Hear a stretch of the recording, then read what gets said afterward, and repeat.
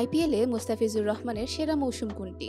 এই প্রশ্নের উত্তর দিতে খুব বেশি চিন্তাভাবনার দরকার নেই। সহজেই ২০১৬ সালের আইপিএল মৌসুমকে বেছে নেওয়া যায়। সেবার সানরাইজার্স হায়দরাবাদের হয়ে মুস্তাফিজ যা করেছেন সেটা যে কোনো পেসারের জন্যই স্বপ্নের। এবার ঠিক তেমনটা না হলেও চেন্নাই সুপার কিংসের হয়ে মুস্তাফিজ বেশ দ্যুতি ছড়াচ্ছেন। আইপিএলের চলতি মৌসুমের শুরু থেকেই ছন্দে রয়েছেন বাংলাদেশের পেসার মুস্তাফিজুর রহমান। বল হাতে প্রতিটি ম্যাচেই উইকেটের দেখা পেয়েছেন তিনি। শুধু তাই নয়, শুরু থেকেই আইপিএলে সর্বোচ্চ উইকেট শিকারীর তালিকায় রয়েছেন তিনি।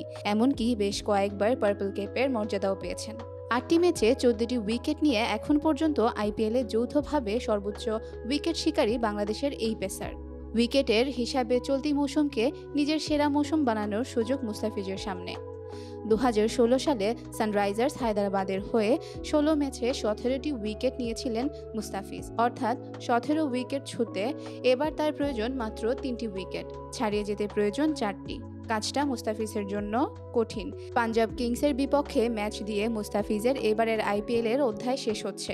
চেন্নাই সুপার কিংসের এই পেসারকে ১ মে পর্যন্ত ছুটি দিয়েছিল বাংলাদেশ ক্রিকেট বোর্ড। টি-২০ ক্রিকেটে এক ম্যাচে ৩ থেকে ৪টি উইকেট নেওয়া বেশ কঠিনই।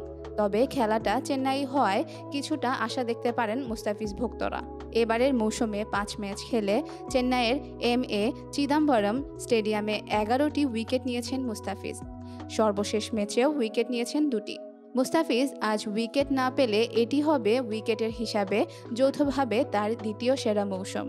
এবারের মৌসুমের প্রথম ম্যাচে চেন্নাইয়ের হয়ে ৪টি উইকেট নিয়েছিলেন মুস্তাফিজ। শেষটাও এমন রাঙিয়ে দিতে পারবেন বলে আশা করছেন ভক্তরা।